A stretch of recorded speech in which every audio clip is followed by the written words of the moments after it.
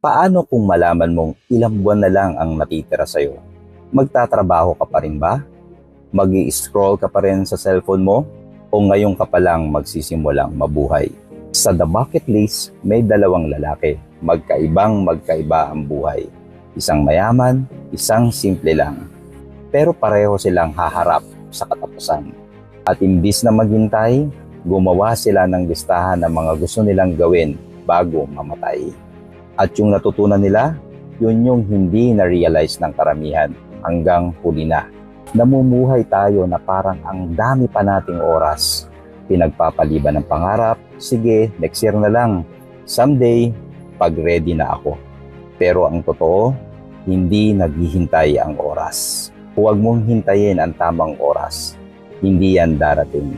Yung isa sa kanila, sobrang yaman, pero pakiramdam niya, kulang pa rin. Kasi ang pera, kayang bumili ng ginhawa, pero hindi ng kabuluhan. Sa dulo ng buhay mo, hindi mo maaalala yung mga binili mo, yung mga naranasan mo. Walang silbi ang tagumpay kung wala kang kasamang mag-celebrate. Ang tunay na yaman, relationships. Tawagan mo ang magulang mo, magpatawad ka, magpakita ka sa kanila. Hindi lang sila gumawa ng safe na goals, hinabol nila yung mga kinatatakutan nila. Kasi ang takot, hindi yan hadlang. Senyales yan na importante yon. Ang buhay na gusto mo, nasa kabila ng takot.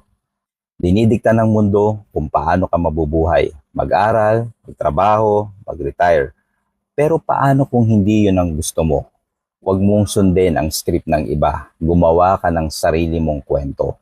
Darating yung araw, mauubos ang oras mo. Hindi para takutin ka, kundi para gisingin ka. Tanungin mo ang sarili mo, kung matatapos ba ang buhay mo ngayon, ipagmamalaki mo ba kung paano ka nabuhay? Huwag ka lang basta mabuhay. Mabuhay ka ng totoo. Live life to the fullest. Real Talk with Raf, walang filter. Salamat po.